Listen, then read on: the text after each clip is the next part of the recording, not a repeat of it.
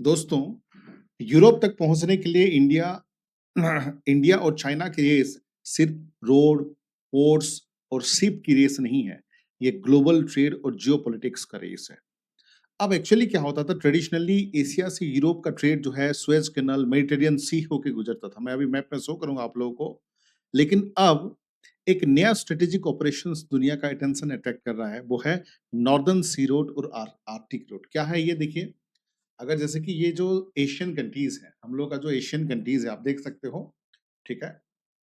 और traditional way में ये जो एशियन कंट्री इंडिया से या चाइना से जो जाते थे, तो ये जो रूट यूरोप यूरोप यहाँ पे है बेटा, सिंपल सी बात है, यूरोप यहाँ पे है। तो इंडिया या चाइना जो जाते थे, आमतौर पर ये इंडियन ओशन होके, ठीक है, इंडियन ओशन, उसके साथ साथ जो है सुएज कैनल और मेडिटेरियन सी। ये आप देख सकते हैं, ये जो रूट है सुएज कैनल एंड ये मेडिटेरियन सी होके इस तरीके से यूरोप पहुंचते थे, ठीक है, ट्रेडिशनल तरीके से।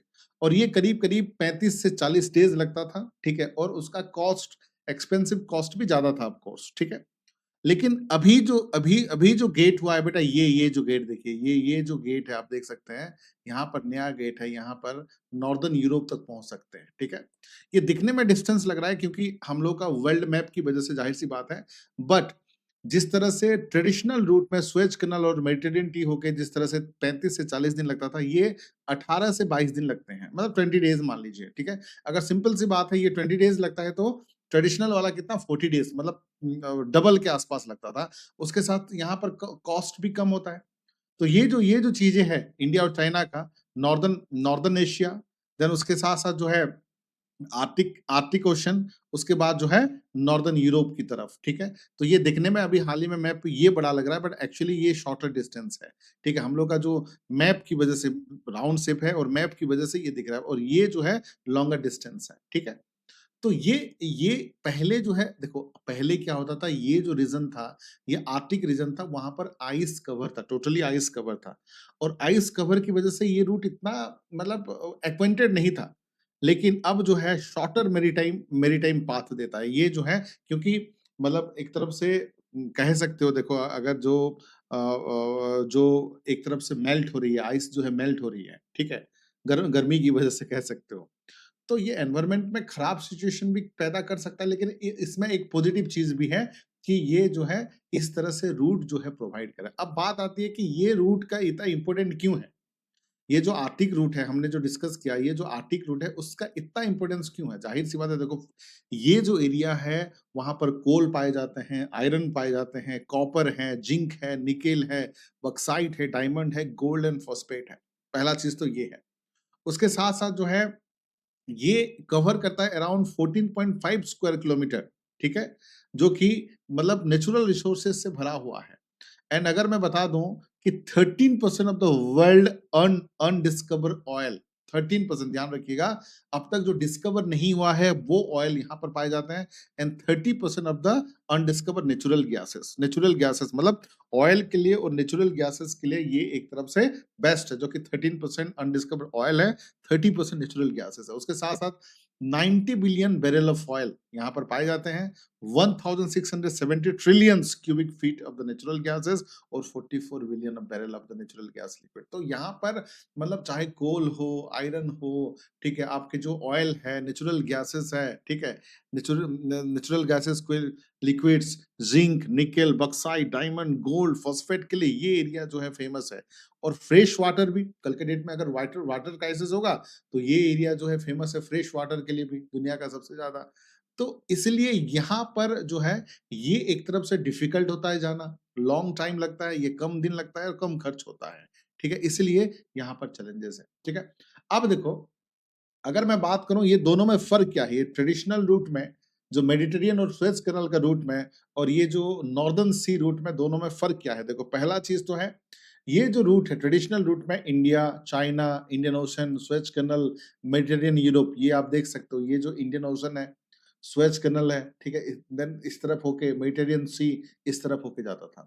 और ये रूट में क्या है, इंडिया, चाइना, नॉर्दर्न सी, आर्टिक सी, नॉर्दर्न यूरोप, ये जो एरियाज है, ठीक है, एक तरफ से चाइना से आप देख सकते हो, इंडिया, चाइना, ठीक है, नॉर्दर्न एशिया होके ऐसे इस तरह से आर्टिक ओशन और इस तरह से नॉर्दर्न यूरोप में पहुंचता है, ठीक है।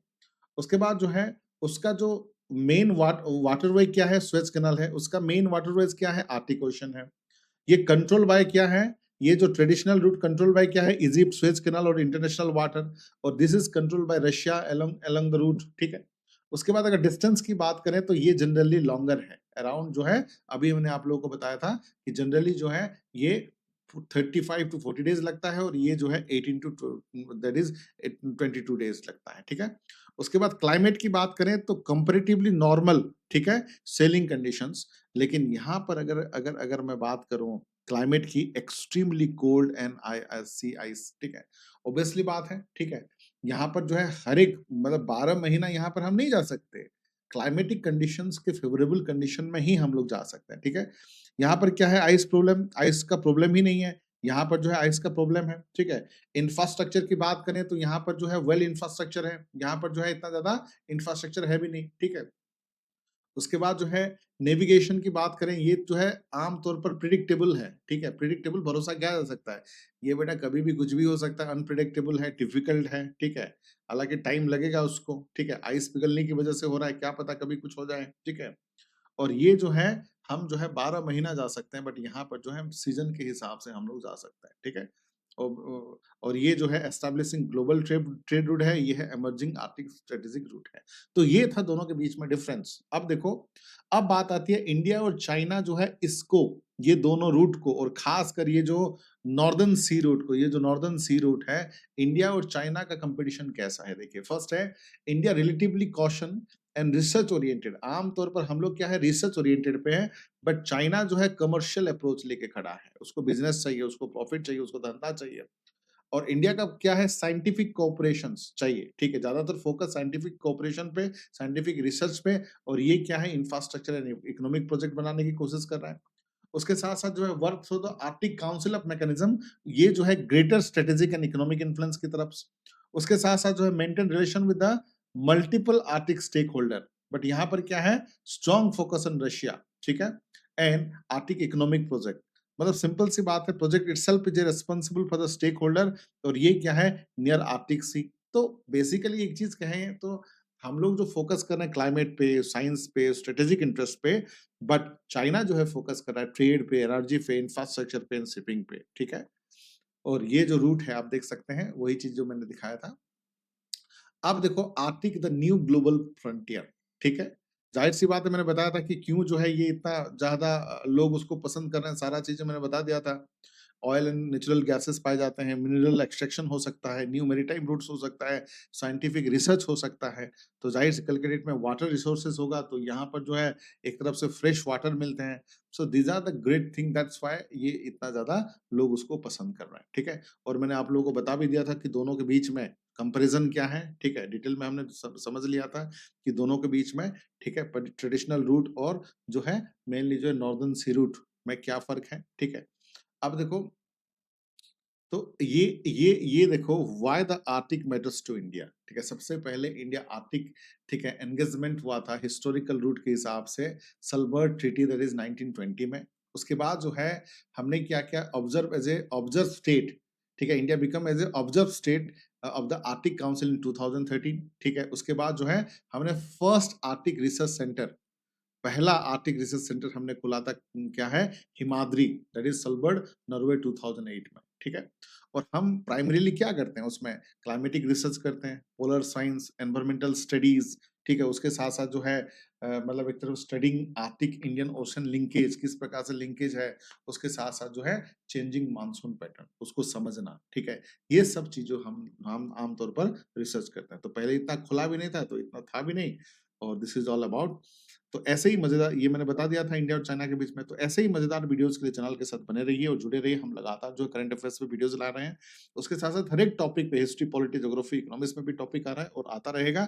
आप लोग बने रहिए और जुड़े रहिए। और एक चीज बता दूं जाने से पहले, एक गोल्डन अपॉर्चुनिटी आप लोगों के सामने, जो 20,000 का जो प्राइस था यूपीएससी का, अभी इस सप्ताह के लिए हम लोग रखें केवल जो है 5,000 में आपको चीजें मिलेगा।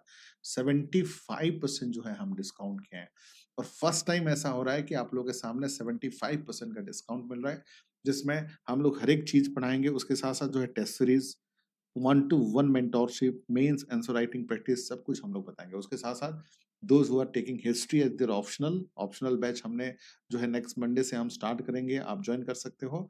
उसके साथ-साथ जो स्टेट पीसीएस की भी तैयारी करते हो यूपीएससी के साथ-साथ, चाहे वो उड़ीसा हो, चाहे झारखंड हो, चाहे यूपी हो, चाहे बिहार हो, जैसे कि ओपीएससी है, ओडिशा पब्लिक सर्विस कमीशन, जैसे कि बिहार पब्लिक सर्विस कमीशन है, यूपी पब्लिक सर्विस कमीशन है या मध्य प्रदेश किसी भी प्रकार का, तो उसका भी हम लोग तैयारी करते हैं यूपीएससी के साथ-साथ क्योंकि ऑलमोस्ट जो है कोर्स सिमिलर है। तो मैं ब उसमें भी गाइड करूँगा कैसे दोनों चीज़ की तैयारी कर सकते हो, ठीक है? तो आप यही नंबर पे कॉन्टैक्ट कर सकते हो 8527007432 ऐसे ही मजेदार वीडियोज़ के लिए चैनल के साथ बने रहिए, जुड़े रहिए। जय हिंद, धन्यवाद।